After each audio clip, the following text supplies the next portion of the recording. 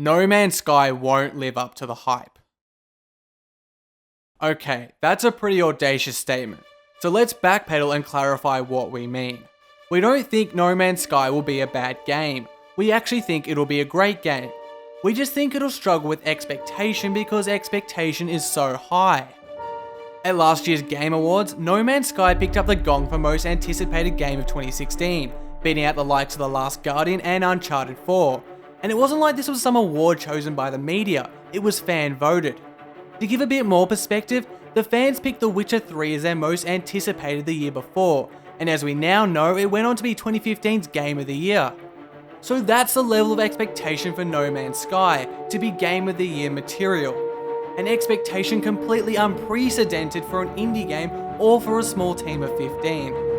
But it's more than just the level of expectation that's overwhelming, it's also what is expected.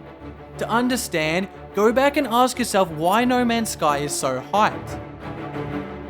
There are a lot of reasons, including its amazing visuals, but the main factor is No Man's Sky's core idea. This revolutionary open world experience that lets you explore billions of unique planets that are the size of actual planets. As Hello Games' co-founder Sean Murray said, it'd take 5 billion years to fully explore. A game of this scale is unheard of, and it's led some to believe that No Man's Sky will be the ultimate game, that its endless universe will entertain and surprise us endlessly. This notion is simply ridiculous. It's not like procedural generation is a new concept in games. We're fairly sure everyone's familiar with Minecraft, the sandbox survival game with random worlds made of cubes. Neither of us have played every possible Minecraft world, or explored every possible area in the game, yet we eventually got bored of it. And so did everybody else. That's why there are so many Minecraft mods.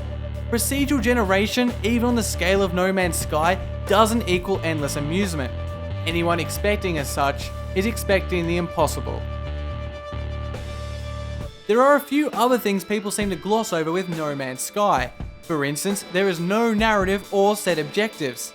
This is by no means a bad thing, and as Minecraft and other sandbox games have shown, it can actually give the player a greater freedom to express themselves.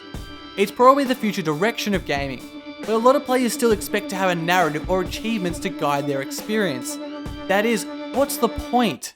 For them, not having these conventions and the purpose they give makes for an uncomfortable and foreign experience. And with its large world and lack of direction, you would think No Man's Sky will alienate these types of players. The last major oversight is that No Man's Sky is essentially a single player game. Yes, there is one persistent world that everyone spawns into, but the sheer vastness of it ensures you'll always be alone.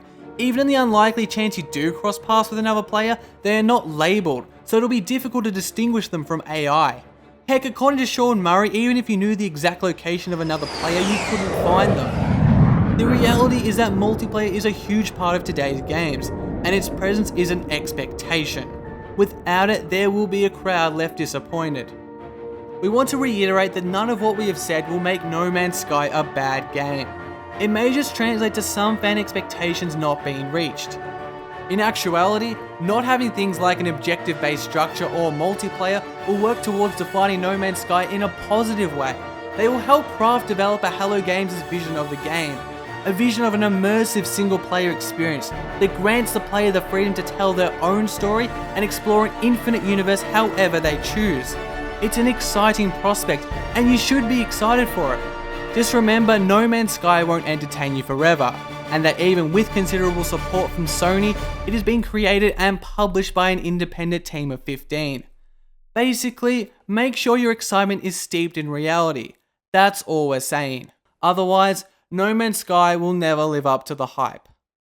We'd like to finish with a quote by Sean Murray, ruminating on the excitement surrounding No Man's Sky.